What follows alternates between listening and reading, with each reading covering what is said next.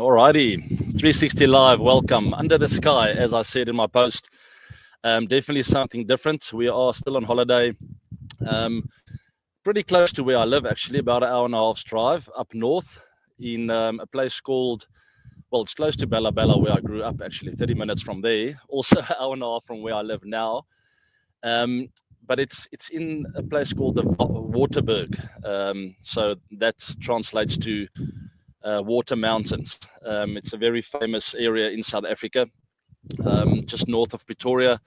Lots of wildlife. I'm in a game farm at the moment, and the reception is not ideal. So any minute you guys can't hear me, I've got my mic in my hand so that I can get as best possible volume through to you guys. But at any minute, please just shout if you guys can't hear me. I'm sitting on a mobile little bucky or car, buggy, whatever you want to call it. And I'm in the middle of the bushveld and on a building site, actually. I am part of this building site, or this project, rather, with some incredible views. Let me show you on that note. There we have it. There's the building site. And there are the views of the Waterberg mountain range, as I just mentioned. Absolutely stunning here. It's a 3,500 hectare farm, game farm, private game farm, with lots of beautiful animals. And talking about beautiful animals, I will be sharing some pictures and some footage of the animals later, and the farm as well. I want to show you guys what's been happening here, as we've had a lot of rain in the last 30 to 60 days. So the streams are flowing in from everywhere. The dams are full. Absolutely phenomenal. We have wildlife like buffalo, giraffe, zebra, eland, wildebeest, crocodiles, a bit of everything here on the farm. So you can only imagine the entertainment for the kids, as they absolutely love the nature. And I love spending time in nature with my family. Guys, please post your questions down below, as it is the live show. I will be answering a few later on.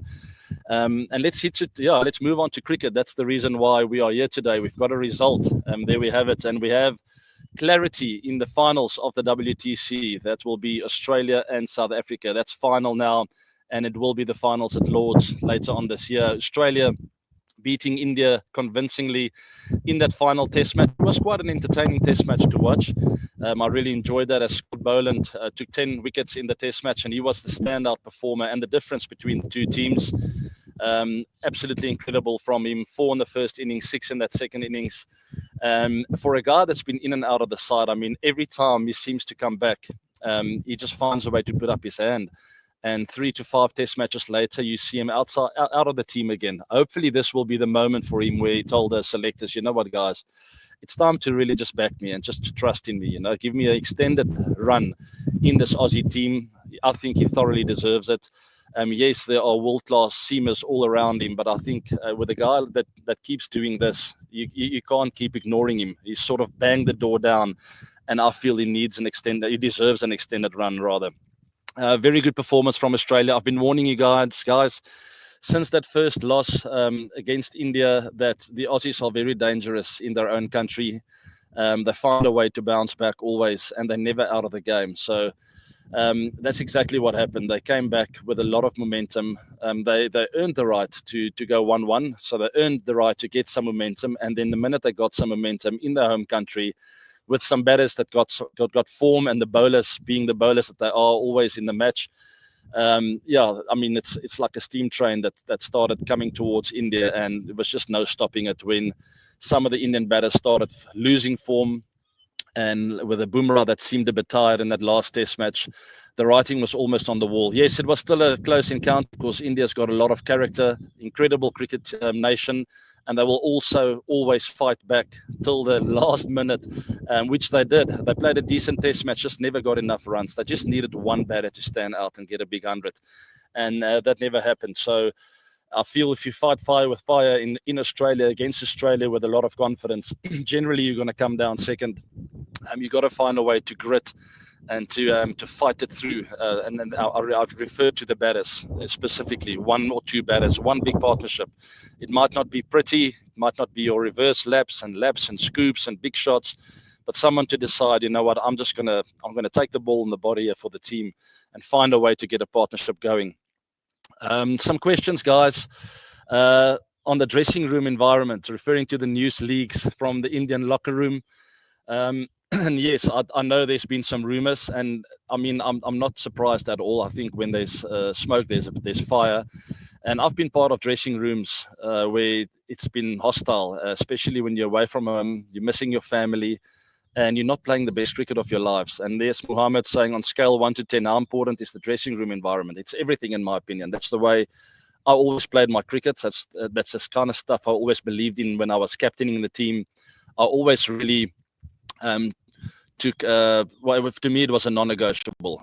That dressing room needed to be truthful, guys who are loyal to each other, with a great atmosphere, spirit, a never say die kind of attitude, and always respecting the guy next to you. And when you do that, even if you're losing, you still have a good dressing room and a good spirit in there. And I mean, some of my lowest lows, I think of Eden Park in the semi-finals of the 2015 ODI World Cup, after just losing out to New Zealand, and that realization that we're not going to see the World Cup final. The dressing room was still so tight. I mean, we were in a huddle, and I never felt a huddle so tight. And I could hardly get my words out. I even feel emotional now, but I still felt like I had a group of brothers around me. And that's the kind of moments that build character. Yes, I never went on to win a World Cup with my team, and it's okay. But I think that character that was built that day will last for a lifetime. And when I see a David Miller or Kyle Abbott or Vernon Philander or whoever else, I always feel like it's my brother, because of those moments. But a dressing room is crucial, especially away from home. It's easy at home where everything is just going your way, and you're eating your kind of food, you're close to your family. And I've no doubt that the Indian dressing room might have lost that a little bit over the last while in Australia. And I've been part of that as well in 2006, where we lost, I think, 2-0 in Australia. We came to South Africa, we lost 3-0 to them. So we lost 5 out of 6 test matches. And it wasn't all sunshine and roses in that dressing room. It was tough. Guys started niggling with each other. Those are the kind of things that's important, though. When you start losing faith in each other as a group, you might as well sit on the side and just hand over the trophy. So I don't have facts with regards to the dressing room, the Indian dressing room, that is, while they were playing in Australia. I think it was very easy after that first test match, and very happy. But then the journalists get in your ears, the fans get in your ears. When you get back to the hotel at night, there's a hostile crowd waiting for you and saying you guys are about to lose. So it really is not easy, and it's pretty easy for bad stuff and bad habits to creep into the dressing room. And I will wait for the facts with regards to that, to see who's been niggling with who. But yes, I hardly ever see that as news, guys. I always look at the pitch and what happens there. And let's talk about Bumrah, that on the pitch looked tired to me. And he had scans for injuries with that last test match. Nothing substantial came back. So he did keep running in for the team. But what is my opinion about Bumrah's efforts? Kunik, thank you very much for being a super fan. I think he's possibly he is one of the greatest bowlers of all time.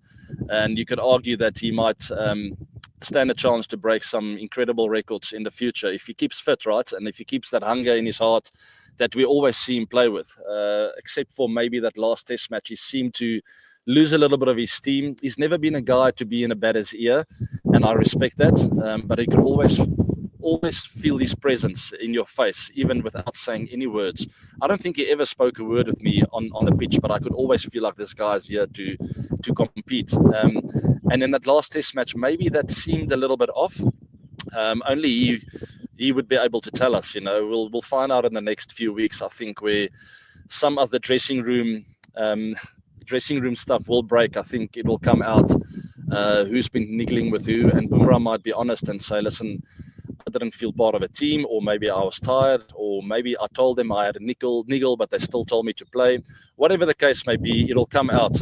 All I can tell you is I have the world of respect for Jasprit Bumrah. I think he's an incredible asset for that team. And he always seems calm and collected, which I love. And that makes for a pleasant guy off the field. But on the field, he's going to play his heart out for the team. Virat Kohli, outside of dismissals, let's cover that. I saw something of Virat. What about Virat's form? Could he overcome his problem? Of course he can. Yes, I mean, every single batter in the world's got something or some sort of a weakness or some dismissal that keeps coming up. For me, it was the straight ball hitting my pads, even towards the right at the back end of my career, being in the form of my life, with all the experience in the world, everything that I needed to go out there and score runs. I clearly remember a test series against England. I started off well in Durban, scored some runs there. Everything was sound and perfect. And then we went to Centurion, and I ran into Jimmy Anderson and Stuart Broad there with a new ball, swinging the ball both ways.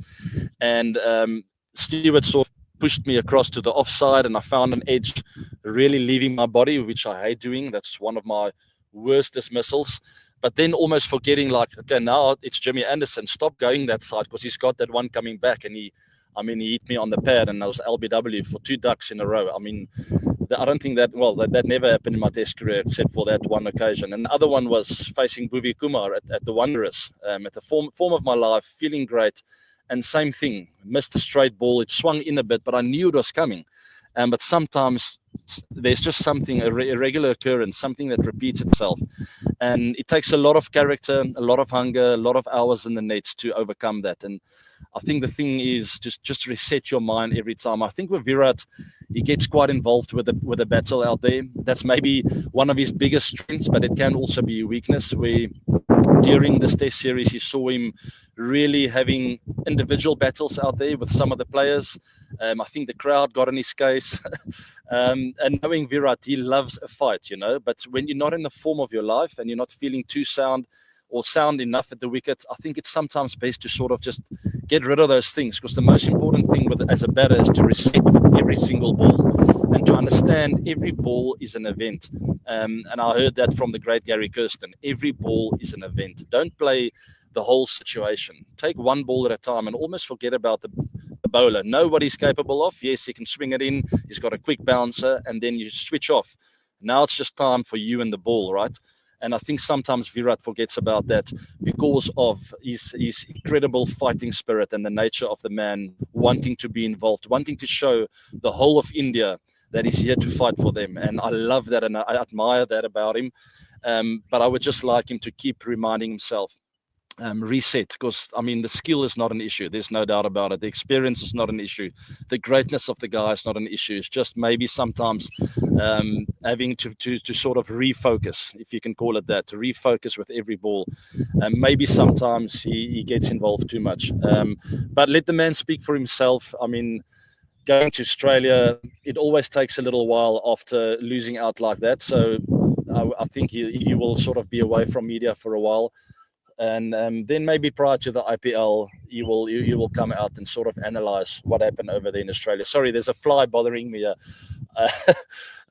He likes the sense of the 360 live show. Anyway, Najendra, what about Virat's form? Okay, we've already covered that. Thank you very much. Let's talk about South Africa, guys, playing against Pakistan. What do you think about the new South African test team? They've performed well, and they are in the WTC final. So what are your thoughts on the upcoming cycle? By the way, very nice background. It's not the best of backgrounds, because you can see the water tank there of the builders here. They need some water to build on the site here. It's a fantastic project which I'm part of with my father-in-law, and I'm very excited about it. It will be finished halfway through next year, and I'll update you around that time, where I will send you some pictures of this view. It's absolutely incredible. It's almost it's funny, it's ironic, a 360 view on the 360 show. But I will show you guys as soon as it's done, and maybe at the end of this episode or this live show, I will just hover around again to give you an idea of what this game farm looks like. And later on, I will definitely share some pictures of the water flowing in the animals, some of the plains. You get different kind of areas here where there's almost foresty kind of areas, and then there are huge mountains. Well, I won't say like Table Mountain in Cape Town, but big hills maybe. But it's quite steep. And then you have these plains, the savannas, where the animals just roam. We also have leopard on the farm, because we've found some dead animals, and that's the beauty and the circle of life, right? You always have some predators lurking around. I don't know where the leopards come from, but they are around. We have crocodile here, buffalo, some dangerous stuff. You also have the snakes, the black mambas, and the puff adders, and all sorts of crazy stuff. So it's very entertaining and exciting for the kids to come here. But let's get back to that question. South Africa's in fantastic form. Remember, we spoke about doubting the system and how did South Africa get there, even though they only played Bangladesh, Sri Lanka, and Pakistan. Maybe it's not a fair reflection, but what I can tell you, it is definitely the two informed teams in the final. South Africa seems to be in scintillating form, on the verge of winning 6 test matches in a row. I mean, that doesn't happen. It doesn't matter who you play. To go out and travel away from home, to come back home with that pressure of the WTC final, on a silver platter right in front of them, to still go out and winning 5 test matches in a row, on the verge of winning 6 in a row as Pakistan find themselves in trouble again. Just fantastic, and I'm very proud of these guys. So South Africa in really good position with Ryan Rickelton scoring 250, almost taking over my spot as the second highest run scorer, or second on the log of the highest test scores in a test match for South Africa. 259 of only 343 balls. I watched most of this innings as my boys are big fans of his, and I was very happy to have spent some time with him not long ago at the Centurion Test match. Maybe some of you saw that post on social media where I played a bit of football with the guys in the change room. That was during the first session of day 3, as it rained a lot.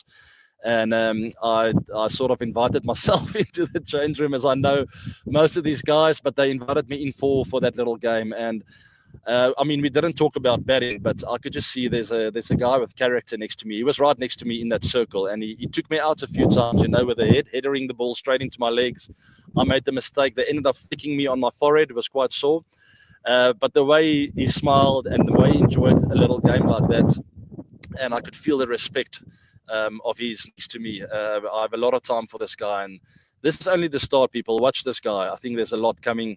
He made it look like he was batting on a cement pitch out there yesterday. Yes, it was a good wicket, but he just had so much more control than the rest of the batters. I know there were other couple Centurions as well, Bavuma, Verreynne, fantastic knocks, not taking anything away from them. But the calmness of Rickelton, the control, the composure, I think there's a lot more coming. Temba Bavuma, 106, 4 sixes. Sorry, 4s and 6s, 1 and 6. What a fantastic knock, and you could see in his face and in his celebration how much it meant to him. I've been working with him, and I'm only saying that because he also spoke about it in a press conference. But it's been an absolute pleasure, because this guy seeks wisdom, he seeks knowledge. And I always have a lot of time for players like that who, yes, all cricketers, 99.9% of cricketers are stubborn, and you want to do it by yourself. And that is also my advice to youngsters, by the way. I always tell them, I've given you everything that I know and that's worked for me, but now it's time to go figure it out yourself in the nets and in the middle. No one else can push you across that line. But Temba's been seeking for knowledge, and he wanted to learn from my mistakes and then sort of take that learning into his game and not fall for the same kind of stuff, He's done everything by himself. I'm not taking any credit whatsoever, because ultimately no one can go out there and do it for you. You're the guy holding the bat. You're the guy facing the music. But what I love about this guy is he wants to be ahead of the trend, and he decided to pick me, and I'm sure quite a few other guys to talk to. And I've given him absolutely everything from day one as a cricketer to now, until after I've retired. He wants to know everything, and I love that about this guy. So hopefully a lot more runs coming his way. I know he's been through hell with regards to criticism over the last few years. A lot of people wanting his head, wanting me out of the side, saying that it doesn't look like a captain. He's not scoring enough runs. He doesn't look like the right guy. And look at where he's now. WTC final as captain, and thoroughly deserves to be there. I'm very proud of him. Very proud of the way he's always stayed calm and composed. He's a silent leader, and there's nothing wrong with that. You don't always have to be the biggest personality to be captain in the team. Sometimes you can sit back and manage everyone. Let the other guys do the talking. Maybe get a KG to do an inspirational chat before you run out to a big test match. But as captain, I love the calmness and composure he brings to the team. And I'm sure behind closed doors, he shares a few valuable points with the team. Let's take this question. Bavuma has emerged as a great middle order batsman and a great leader. Yes, I've covered that just now. I fully agree. Thanks for that, Karna. I really appreciate that. Let's talk about coaches. I see there's a question about coaches and how they influence players. It's important. How do you think, how important is a coach for a cricket team? Can you share how coaches have influenced your career? It's a great point you make, because every coach is different as well. I think I went through Probably about 5 coaches in my career. I think Mickey started with Ray Jennings at the Proteas, then a Mickey Arthur. There was a Corrie van Zyl in 2009, I think, T20 World Cup in the West Indies. Who else? Obviously, Russell Domingo, I'll talk about him. Gary Kirsten, and then Russell Domingo. So 5 different coaches. I might miss one, and I hope that I might get a phone call later. So, hey, did you forget about my stint there? And then I might say, well, maybe I don't remember you for a reason. I'm just kidding. I think I've missed one, and there's no disrespect whatsoever. But every coach comes in with a different. Oh, there we go, Otis Gibson. Otis, I loved working with Gibbo. I was going to get a call from him, but I don't think he watches the show. So it would have been okay. I thoroughly enjoyed every single stint with every coach, and each of them bring a different dynamic to the team. And I've always sort of judged players that don't get along with the coach. You don't always have to agree with the coach, but out of the respect for the team and for what you're doing out there and respect for yourself, I always felt it was important for me to make an effort with the coach. And that doesn't mean I had to go and sit next to him every day and hope to get his favor and sort of get him to pick me in the team. It's got nothing to do with that, but I always felt like I'm going to make an effort to pick his brain, to try and figure out what he's trying to achieve, where does he come from, what's his background like, and listen to his messaging. Even if I just take 1 out of 10 points, there's something that I learned from him. So every coach comes in with a different dynamic, and I think it's crucially important. The coaches I never enjoyed working with was the guys who were overpowering and try to control everything, and it would break up my net sessions and come in and try and change my game. But the coaches I really enjoyed working with, maybe guys who batted in the past, Gary Kirsten, really allowing me to grow, giving me freedom. That was always his way of communicating with me and the team. I'm not going to learn for you. I'm not going to take you to the water and make you drink. I can show you where the water is, and then you got to find your feet and go and drink, So I always enjoyed that kind of approach. It was very similar with Russell Domingo. Ray Jennings was the opposite, but I enjoyed that because I was quite younger. He didn't want to change anyone's game, but he was quite hard on the guys. Discipline was his key. The way you looked and the way you looked after your kit, the way you did the small stuff, that's what you will take into the game. That was sort of his philosophy. And Ray, please give me a call if I'm wrong. But I always enjoyed working with him, but he was completely different to some of the other coaches. He wanted to get the message across to the players. It was important to him, where some of the other guys sort of sat back and said, I'm going to let you grow. I will just guide you. There's no right and wrong, guys. And I think with the current setup in the Indian team, maybe Gigi is a bit more of like a Ray Jennings kind of guy, where he likes to be in control. He likes to tell the guys, you need to do this and this. That was wrong. And that's it's not a bad way of coaching. Sometimes it works, sometimes it doesn't. What is important is to always have that respect of the players. The minute you lose the respect of the team, that's when you might as well just walk out the door. So as long as Gigi can keep that, I think he will be fine. And with all the coaches, while I was in the Proteas setup, they always had my respect. And I mean, it's such a fine line between getting it right and getting it wrong. As you work with youngsters, you also work with guys who have played for 3 to 5 years, and then you also work with old horses, like the Jacques Callis at the back end of his career. He just wanted to be left alone. Just let me play cricket, please, coach.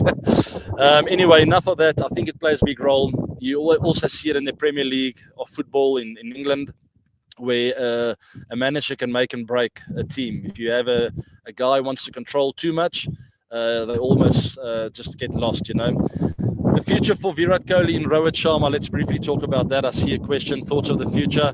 Thanks, Gurjinder. It's impossible to answer that question because that is completely up to them.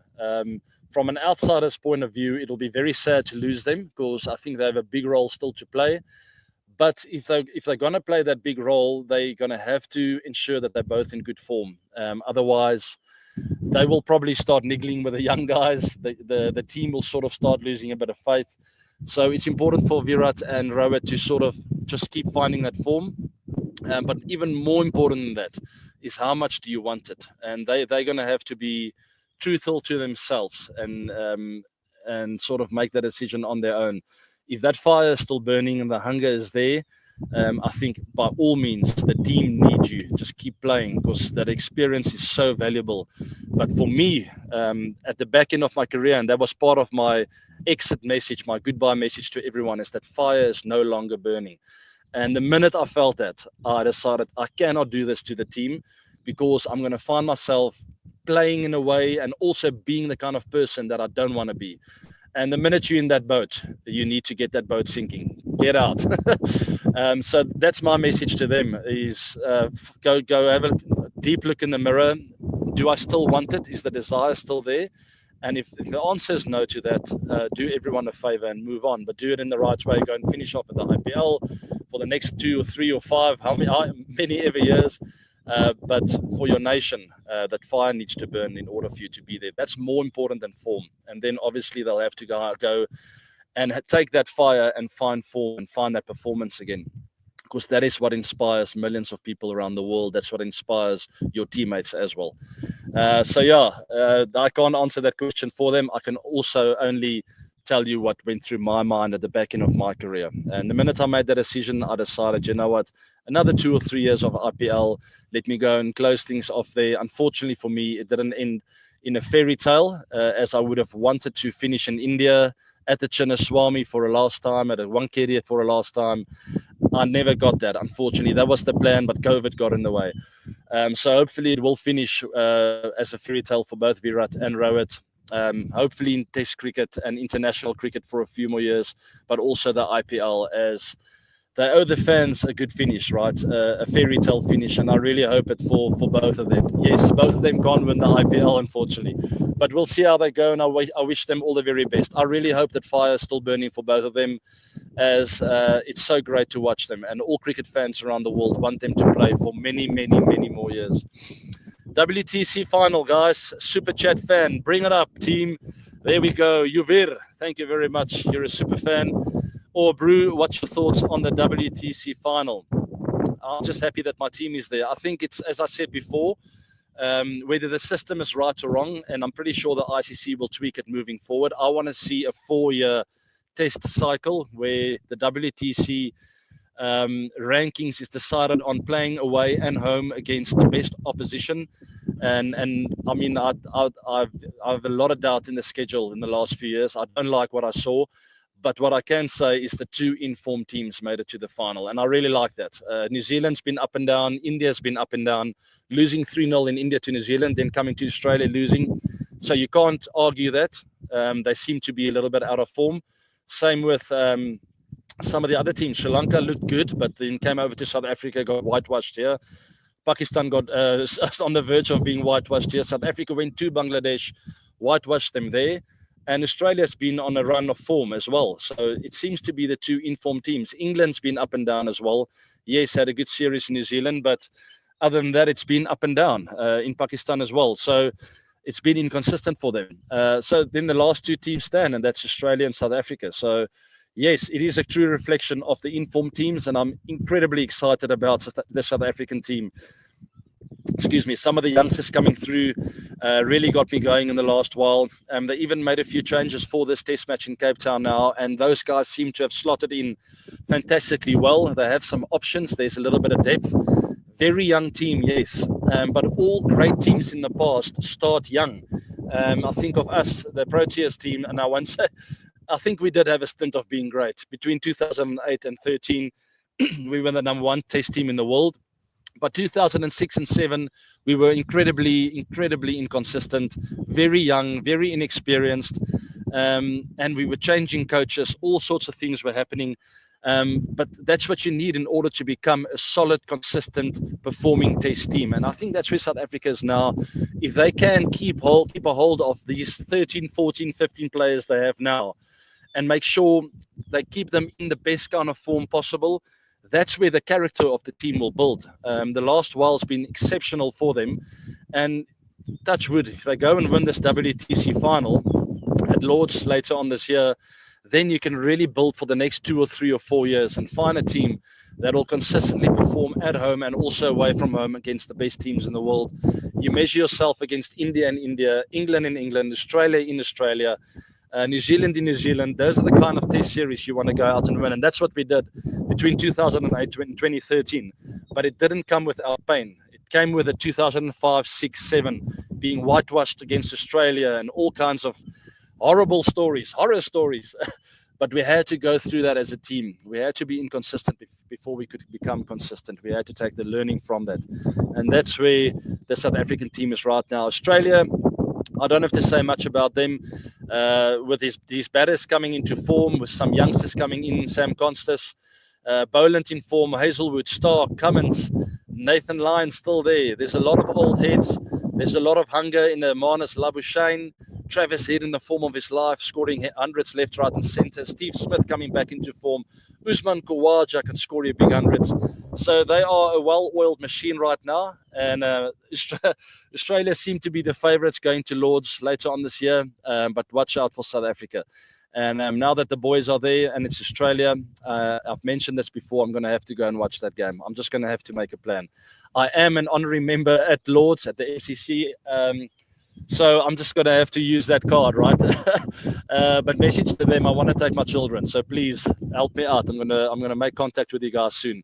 Tejas, hello AB sir, big fan from Gujarat. In WTC final, if SA batters score good runs, definitely SA will win. And I request, please create one live interview with the leader, Bavuma. We can get Temba on here. Remember, he's a pretty quiet guy. He's not a man of many words, but we'll get him on.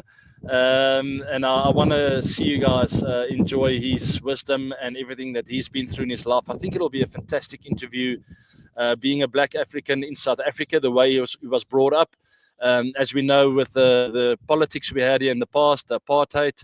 And he grew up in that era of, I don't want to go into politics right now, but you guys can go and read all about it.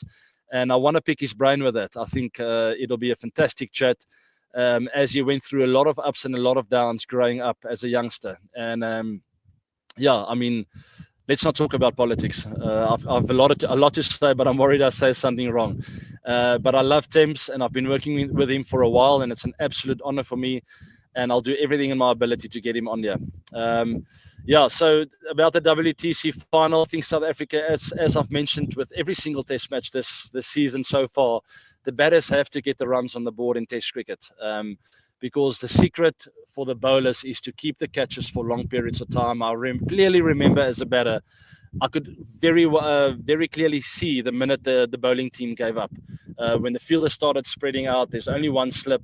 They get an extra cover in there. They get a mid-wicket, guys on the boundary. I just knew, here we go. Now I can manipulate. They've given up. But if there's enough runs on the board, you can always tell the batter, we are still here to get you out. We are still here to get you out. And then even in T20 cricket, the shortest form of the game, the minute you give up, the minute the batter can sense you're not trying to get him out anymore, you're just trying to contain, that is when you really find the bowlers in trouble. So you have to get the runs on the board for your bowlers to have the freedom to say, it's okay if you hit me for 2 or 3 boundaries in a row, but my 3 slips are still in place. I still have that catching gully.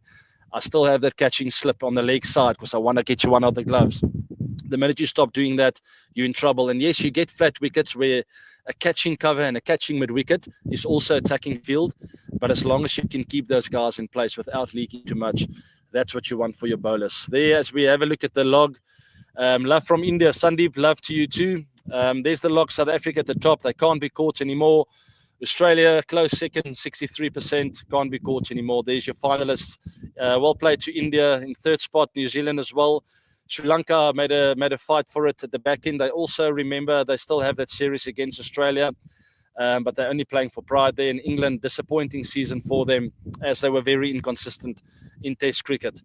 Yeah, last question then, guys, as the surroundings is calling for a game drive, and I will be going on that game drive soon. My kids I can hear them calling. The lodge is down that side where it goes down in a little valley. There's a little waterfall coming down there with a big watering hole. I'll take some footage and I'll send it to you guys, as I can't show you now. But yes, last but not least, Abraham Matthew. My favorite innings of yours is 106 not out against Australia at the Wacker, chasing down 414. Oh, I remember that. What an incredible memory. Thanks for bringing that up. Any reason why you're pointing to the sky after that innings? Well, now that I'm sitting under the sky, there we go, beautiful heavens. It's a religious thing for me. It was spiritual, and I had the Bible next to my bed throughout my playing days. Always touch base with Jesus Christ, and that's I'm a Christian. That's who I believe in and what I believe in. I know there are lots of other religions around the world, and I have the world of respect for that. But this is a personal thing for me, and I pointed to wherever the big guy was out there on that day, because I felt like he was sort of guiding me. I know it's sometimes fickle to sort of relate or to take personal performances in life and successes and to sort of publicly say it out loud that it's because of that. I know sometimes that takes a bit of criticism. But that's why I always say it's a personal thing. It's actually got nothing to do with anyone else. And if people can see that I'm a child of God through the way that I play and live my life, that's enough to me. I don't have to go and shout it out to the world. But sometimes I do feel like I want to show everyone I did it for him, and I know that he's out here for me. So, yeah, that's a bit of a personal one, an emotional one. And whatever you believe in out there, I will never try and tell you what to believe in, but I'm very happy to say that's what I believe in. Guys, thanks for that. Thanks for 360 Live. Let's quickly just touch base on that game. The night before, I think we were on around 200 for 3, I think, maybe. I can't quite remember all the stats. Maybe the team will pull it up, maybe not. But I remember we needed around 250 or 260 on the day at the back end of that test match. Keeping in mind we never won a test series at the time, so that was on the back of on our backs at least, and we had a lot of pressure of going out there and being the first team to go and win the first test series in Australia against a very well-oiled machine. Ricky Ponting, Matthew Hayden, Mike Hussey, Adam Gilchrist, you know the names. It was very tough playing against these guys. And yeah, I mean, the chips were down. We fought back. I think we were trailing by 100 runs in the first innings, and then ultimately having to chase down 4-1-4. But at the end of day 4, we were 2-2-7 for 3. And I was on 11 knots out and Jock Ellis on 33. And I listened to music walking into the ground that day. I'll never forget that. It was Coldplay once again. That's when I discovered Coldplay, I think. So I was listening to that, and I just felt so at ease, and at peace. And I honestly felt sometimes you feel something magical is going to happen. And that's the way I felt like that day. Getting off the bus, I was almost in a different world. It felt like I was playing a TV game. And I just knew the stars were lined up. And that's why I looked up like that when I got to the 100. I played a good knock. I was semi-dropped by Brett Lee at mid-on, but I always look at that highlights and I hear the commentators go, should have been taken. It should have been taken. Brett Lee just dropped the game. And I always want to tell those commentators, you have no idea how hard I hit that ball. If Brett Lee took that catch, he would have slid down to the boundary for 4 anyway. So sort of semi-dropped. That's why I say dropped.